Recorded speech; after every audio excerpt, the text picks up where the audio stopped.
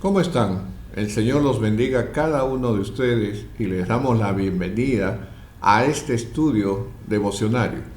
Estamos viendo la carta de San Pablo a los Colosenses y en esta oportunidad vamos a empezar desde el capítulo 3.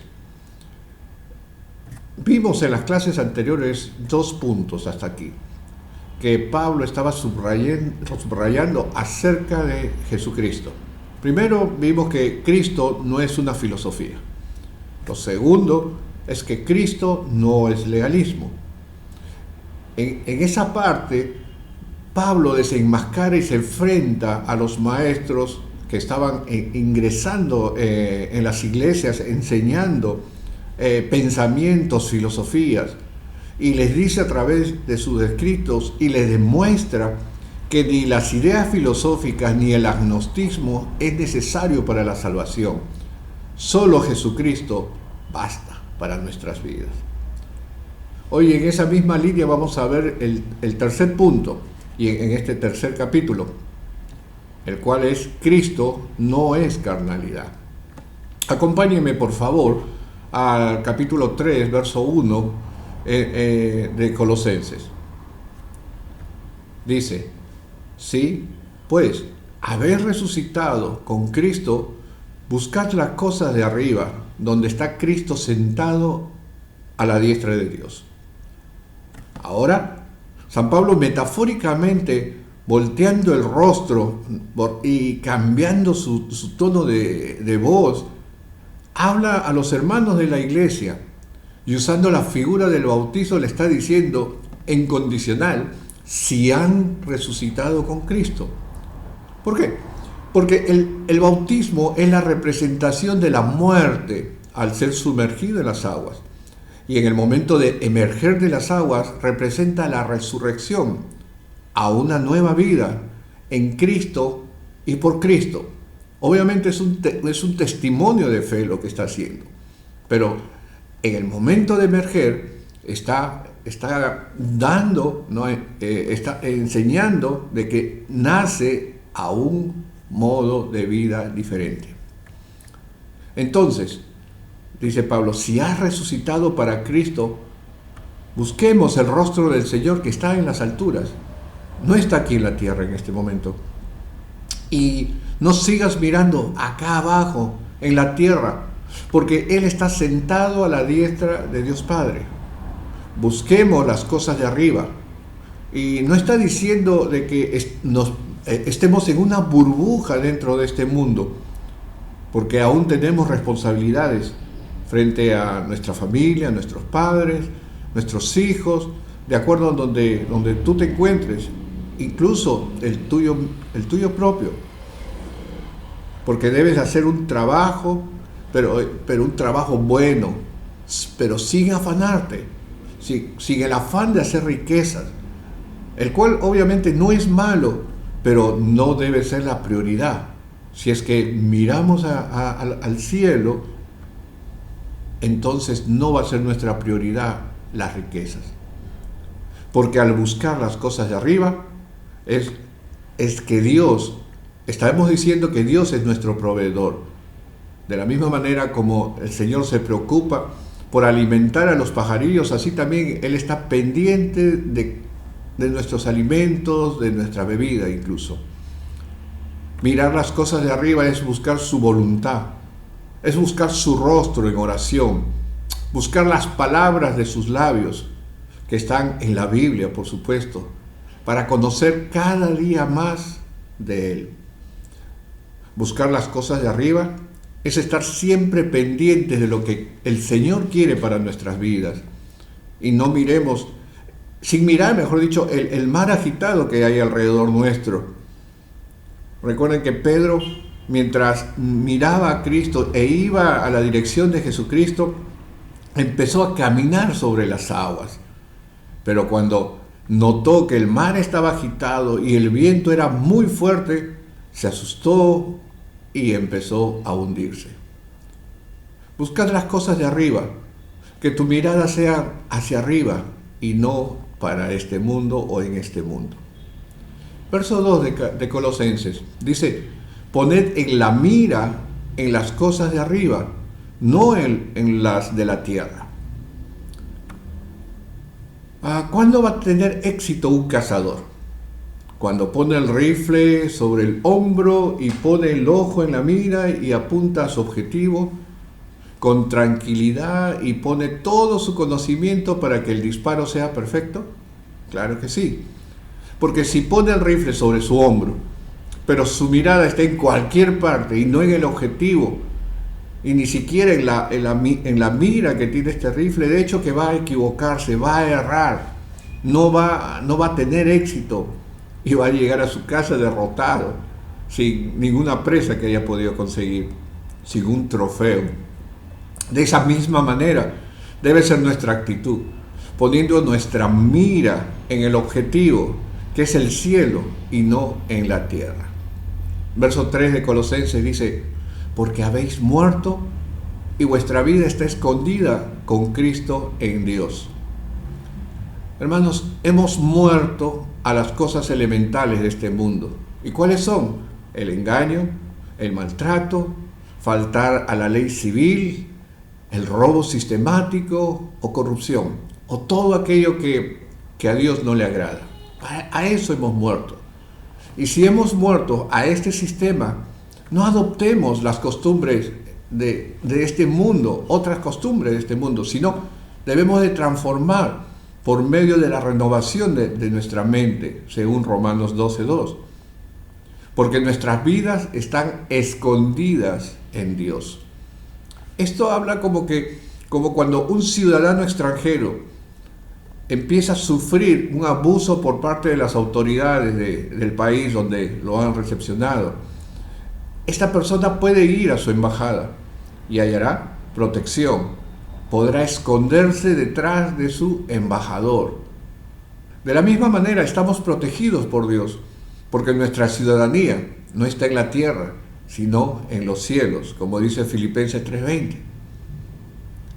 Verso 4 de Colosenses: cuando Cristo, vuestra vida, se manifieste, entonces vosotros también seréis manifestados con Él en gloria. Aleluya. ¿Cómo se va a manifestar Cristo en tu vida? Cuando empieces a dar frutos, como cristiano, o cristitos, como los decían a los cristianos, a los primeros cristianos de la época. En Hechos 11:26 dice: y a los discípulos se les llamó cristianos por primera vez en Antioquía. El original es como cristitos, ¿no? Pequeños cristos, que lo que estaba diciendo era que eran semejantes, los cristianos de esa época eran igualitos a Jesús, eran una reproducción de Jesucristo, cristitos, ¿no? Eso es lo que significaba. Lo decían de manera un poco burlesca, pero realmente se acuñó y quedamos que debemos ser imitadores de Cristo, por eso somos cristianos. Entonces, si Cristo vive en ti, debes actuar como Cristo actuó. Pablo dice en Gálatas 2:20, dice: con Cristo estoy juntamente crucificado y ya no vivo yo, mas Cristo vive en mí. Entonces, si yo no vivo y vive Cristo en mí, debo actuar como Cristo. Entonces, y cuando Cristo resucite, conjuntamente con Cristo voy a resucitar. Jesucristo lo dijo en Juan capítulo 11:25, le dice: yo soy la resurrección y la vida. El que cree en mí, aunque esté muerto, vivirá. Por lo tanto, vamos al verso 5 de Colosenses, por favor. Haced morir, pues, lo terrenal en vosotros: fornicación, impureza, pasiones desordenadas, malos deseos y avaricia, que es idolatría. Lo que está diciendo es: maten todo lo mundano que hay en sus vidas. Gálatas 5:24 dice: porque los que son de Cristo han crucificado la carne con los afectos y concupiscencias, dice esta versión. La pregunta es: ¿qué se debe crucificar? Fornicación, que incluye el adulterio y el incesto, la impureza, las inmoralidades, la deshonestidad, la indecencia, lo impúdico. Eso debemos de crucificar.